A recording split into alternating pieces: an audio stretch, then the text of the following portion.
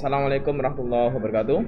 Selamat pagi dan selamat berjumpa kembali siswa-siswi SMK Taruna Jaya Prawira Tuban di materi atau mapel fisika kali ini. Untuk fisika atau pertemuan kali ini di mapel fisika, karena materi sudah selesai kemarin, ada 4 bab ya. Jadi ada permukaan bumi, suhu kalor, terus termodinamika, listrik, statis, dan dinamis. Itu sudah kita bahas bersama dengan saya dan dengan Bu Galuh maupun dengan Pak Wani. Nah, sekarang kita akan membahas soal-soal yang ada ya. Jadi sebagai persiapan untuk mengikuti ujian mid semester besok ya. Insya Allah dilaksanakan minggu ketiga bulan Maret ya. Dan kita langsung saja ya. Jadi kita akan membahas soal-soal fisika semester genap, di mana pembahasan ini adalah bagian yang pertama ya. Untuk pertemuan nanti atau minggu depan itu adalah pembahasan yang kedua. Kita bahas tentang materi permukaan bumi dan suhu kalor. Nah, soal-soal dari permukaan bumi dan suhu kalor. Nah, misalnya di sini ada soal yang pertama. Gejala-gejala litosfer yang merupakan tenaga endogen adalah, misalnya ada pilihan yang pertama vulkanisme, yang B angin, yang C air, yang D gletser, yang E awan. Nah, kita harus memilih yang mana ini yang sesuai dengan pertanyaan yang ada. Maka jawaban yang benar adalah yang A, yaitu vulkanisme. Alasannya kenapa? Karena tenaga endogen itu adalah tenaga yang berasal dari dalam bumi ya. Sedangkan yang lainnya itu adalah berasal dari permukaan ataupun dari luar permukaan bumi ya. Yang kedua, suhu permukaan matahari kira-kira 6000 Kelvin. Jika dinyatakan dalam skala Celcius, suhu matahari adalah berapa Celcius? Nah, kita masuk ke konversi suhu di materi suhu dan kalor beberapa waktu yang lalu. Ya. Di mana pilihannya di sini yang A adalah 5500, yang B adalah 5727, yang C adalah 5924, yang D 6218, yang E adalah 6512. Maka dari 5 pilihan jawaban ini, mana kira-kira konversi dari 6000 Kelvin ini? Maka jawabannya adalah ya sudah pasti yang B. Alasannya adalah Kelvin dengan Celcius itu perbedaannya hanya 273 derajat. Jadi kalau Celcius ke Kelvin tinggal ditambah 273. Kalau dari Kelvin ke Celcius dikurangi dengan 273. Yaitu caranya ya. Yang ketiga, soal yang ketiga, panas matahari sampai ke bumi melalui, nah ada pilihan, yang A konduksi, yang B konveksi, yang C radiasi, yang D evaporasi, yang E asimilasi. Nah, dari soal ini jawabannya pasti adalah yang C, yaitu radiasi. Jadi panas matahari sampai ke bumi melalui radiasi. Ya, dimana kita ingat konduksi adalah perpindahan panas tanpa disertai molekul benda atau medium. Sedangkan konveksi adalah perpindahan panas disertai dengan perpindahan molekul benda atau medium. Konduksi di sini ibaratkan besi dipanaskan. Kalau konveksi itu adalah air dimasak. Yang ketiga atau radiasi di sini definisinya adalah perpindahan panas tanpa memerlukan medium perantara atau tidak ada medium di situ. Evaporasi itu adalah penguapan, yaitu proses perubahan dari zat cair menjadi zat gas. Ya. Sedangkan asimilasi itu adalah pembauran atau penyusunan senyawa kompleks dari senyawa sederhana. Ya, jadi kalau panas matahari sampai ke bumi, pasti jawabannya adalah radiasi karena tidak memerlukan medium perantara. Karena di luar angkasa itu adalah bersifat ruang hampa udara. Jadi tidak ada medium perantara di antaranya. Ya. Kita lanjut ke soal yang keempat. Kandungan terbesar kerak bumi adalah, nah ini adalah materi tentang permukaan bumi, masih di permukaan bumi. Pilihan yang pertama adalah silikon atau Si, B oksigen atau O2, C besi atau Fe, yang D aluminium atau Al, sedangkan yang E perak. Ya. Mana dari 5 pilihan ini yang masuk ke kandungan terbesar kerak bumi? Nah, kita jawabannya adalah oksigen. Ya, jawabannya adalah oksigen, itu adalah kandungan terbesar kerak bumi. Jadi yang kita pijak sampai ke bawah sekitar kedalaman 9 sampai 12 km. Itu kerak bumi tebalnya seperti itu. Di mana keterangannya? Ya, ini kita ingat di materi permukaan bumi, di mana unsur-unsur kimia utama pembentuk kulit bumi atau kerak bumi adalah oksigen 46,4%, silikon 28,2%, aluminium 8,32%, besi 5,63%, dan seterusnya. Nah, dari sini kita lihat oksigen itu adalah paling besar, ya. Sehingga jawabannya adalah oksigen. Soal nomor 5. Pengikisan batuan oleh angin disebut, nah ini masih materi permukaan bumi. Ya, ada pilihan abrasi, B erosi, C korasi, D pelapukan, yang E korosi. Nah, dari 5 pilihan ini ya pastilah jawabannya adalah korasi. Ya. Keterangannya, kalau abrasi itu apa? Abrasi adalah proses pengikisan pantai akibat tenaga gelombang air laut dan arus pasang surut laut yang bersifat merusak. Ya. Yang erosi itu adalah proses pengikisan tanah lapisan atas oleh angin, air, atau es yang terjadi secara alami. Nah, korasi itu adalah pengikisan batuan oleh angin. Ya. Pelapukan adalah proses alami yang menghancurkan batuan menjadi tanah. Itu pelapukan. Biasanya di daerah daerah kapur atau yang mengandung banyak kapur di dalamnya, ya. Terus korosi itu adalah kerusakan atau kehancuran material akibat adanya reaksi kimia di sekitar lingkungan. Jadi korosi biasanya kita kenal seperti pengkaratan, ya, atau berkarat. Kita lanjut ke soal nomor berikutnya, nomor 6. Untuk menaikkan suhu setengah kilogram suatu zat cair di mana kalor jenisnya adalah 400 Joule per kilogram Kelvin, ya, dari suhu 28 derajat Celcius menjadi 38 derajat Celcius, diperlukan kalor sebesar berapa? Nah, ini soalnya ingin jawabannya dalam bentuk kilojoule. Nah, diketahui yang pertama di sini adalah massa, ya, massa zat cairnya adalah setengah kilogram, ya. Sedangkan kalor jenisnya 400, suhu awal itu adalah 28 derajat Celcius. Karena massa sama kalor jenisnya kita pakai satuan SI, maka suhunya juga kita pakai satuan SI, yaitu dari Celcius dirubah menjadi Kelvin, tinggal ditambah 273. Suhu akhirnya 38 Celcius menjadi 311 Kelvin. Nah, perubahan suhunya kita cari di sini ketemu 10 Kelvin.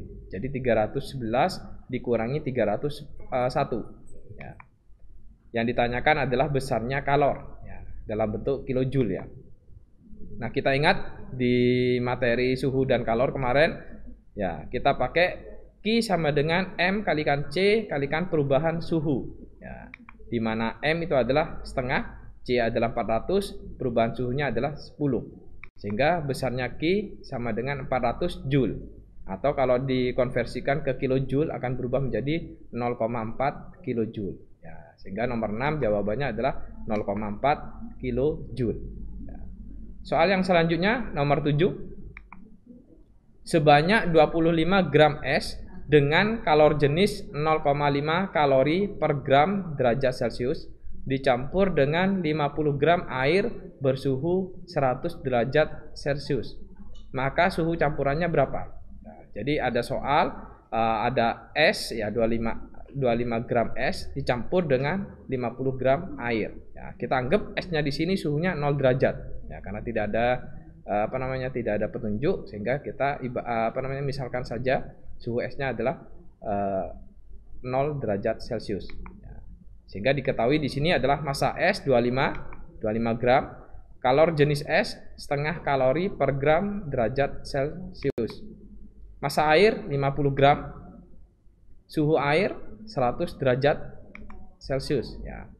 Nah, kita ingat karena kita berbicara es, maka kita harus ingat dengan kalor lebur es. Nah, kalau lebur es sudah menjadi konstanta ya, yaitu sebesar 80 kalori per gram. Silakan bisa dibuka kembali materi suhu dan kalornya. Terus yang berikutnya C air atau kalor jenis air. Jadi walaupun tidak diketahui di dalam di dalam soal, kita harus tahu konstanta dari kalor jenis air itu adalah 1 kalori per gram derajat Celcius. Ya. Yang ditanya di sini adalah suhu campurannya atau kita sebut TC atau T campuran. Nah, kita pakai rumus untuk untuk menyelesaikan soal nomor 7 itu adalah rumus dari asas Black. Ya, di mana Black mengatakan kalor yang diterima harus sama dengan kalor yang dilepas. Ya. Kalor yang diterima di situ adalah miliknya es, ya, sedangkan kalor yang lepas itu adalah miliknya air. Nah, kita masukkan di mana massa es dikalikan dengan kalor lebur es ditambah dengan massa es dikalikan kalor jenis air dikalikan perubahan suhu harus sama dengan massa air dikalikan kalor jenis air dikalikan perubahan suhunya. Nah, kenapa di kalor terima di es itu kok memakai C air atau kalor jenis air? Kenapa tidak memakai kalor jenis es? Nah, karena kita ibaratkan tadi suhu esnya adalah 0 derajat Celcius, di mana es pada saat itu sudah berubah menjadi air es. Ya, air es beda dengan air. Jadi kalau air es bisa suhunya 0 derajat Celcius ya. Sehingga di situ kita pakai kalor jenis air, bukan kalor jenis es. Kecuali soal di dalam soal nomor 7 ini suhu esnya diketahui minus ya, minus di bawah 0. Ya, baru beda di situ.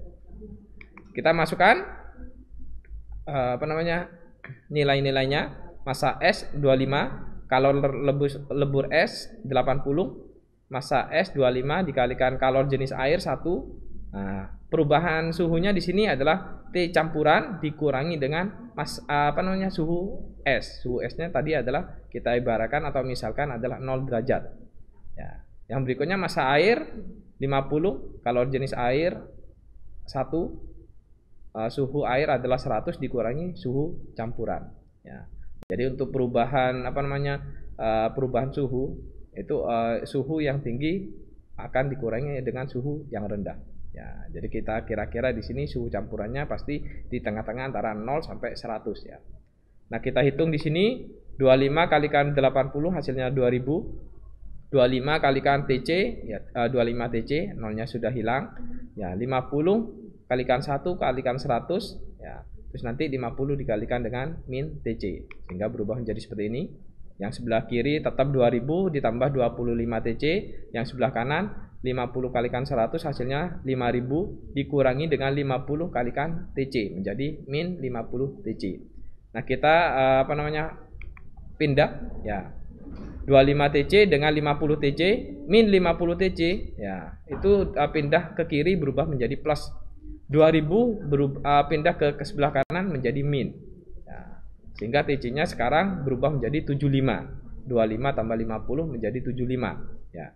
5000 dikurangi 2000 menjadi 3000. Sehingga TC-nya adalah 3000 dibagi 75. Ketemu di sini TC-nya adalah 40. Jadi soal nomor 7 suhu campurannya kita ketahui dari jawabannya adalah 40 derajat Celcius ya. Yang berikutnya kita ke soal nomor 8 ya. Panjang batang rel kereta api masing-masing 10 meter. Jadi ada 2 rel kereta api masing-masing panjangnya adalah 10 meter. Dipasang pada suhu 20 derajat Celcius. Nah, kita inginkan di suhu 30 derajat Celcius kedua rel tersebut saling bersentuhan, di mana koefisien muai batang rel kereta api ya, koefisien muai panjangnya ya, itu adalah 12 dikalikan 10 pangkat min 6 per derajat Celcius. Ya, ini 12 kali 10 pangkat min 6 itu adalah dalam dalam satuan meter. Jadi rel kereta api setiap 1 derajat Celcius itu akan bertambah menjadi 12 kali 10 pangkat min 6 meter ya. Yang ditanyakan di sini di dalam soal jarak antara kedua batang rel yang diperlukan pada suhu tersebut. Ya. Jadi pada suhu 30 ya sebetulnya ya. Berapa mili? Ya, kita cari dulu. Yang pertama diketahui di sini adalah panjang mula-mula atau panjang awal masing-masing rel adalah 10 meter. Ya. Suhu awal rel 20, suhu akhirnya adalah 30. Ya, maka di sini ketemu perubahan suhunya adalah 10 ya masing-masing rel. Ya, agar rel tersebut bersentuhan. Sedangkan tadi koefisien muai panjangnya atau alfa adalah 12 kali 10 pangkat min 6 per derajat Celcius. Yang ditanyakan jarak kedua rel yang diperlukan. Ya, jadi pada saat disentuh saling bersentuhan, panjang rel tersebut berapa? Ya, pertambahan panjangnya. Ya. Jawabannya ya kita pakai di rumus pemuaian panjang, yaitu delta L atau perubahan panjang sama dengan panjang mula-mula dikalikan koefisien muai panjang dikalikan dengan perubahan suhu. Ya. Sehingga di sini tinggal dimasukkan panjang mula-mulanya 10 meter, koefisiennya adalah 12 kali 10 pangkat min 6. Terus perubahan suhunya adalah 10 derajat Celcius. Ketemu di sini perubahan dari panjang relnya adalah 12 kali 10 pangkat min 4 meter. Ya, kita rubah ke dalam bentuk milimeter, berubah menjadi 12 kali 10 pangkat min 1 mm atau 1,2 mm. Nah, ini masing-masing rel pertambahan panjangnya adalah 1,2 mm. Sedangkan yang ditanya di dalam soal adalah jarak kedua rel berapa. Nah, maka di sini masing-masing rel 1,2 memuainya tadi ya, sedangkan yang ditanya adalah jaraknya, maka dikalikan dengan 2 ya, karena ada 2 rel. Jadi satu rel 1,2 berarti kalau 2 rel berarti 1,2 kalikan 2 yaitu 2,4 mm. Sehingga jawaban dari soal nomor 8, jarak antara kedua batang rel yang diperlukan adalah 2,4 mm ya, sehingga bersentuhan. Kalau kurang dari itu berarti nanti relnya bisa bengkok ya, seperti itu. Nah, mungkin cukup di sini saja pembahasan soal-soal permukaan bumi dan suhu kalor ya, hanya 8 soal.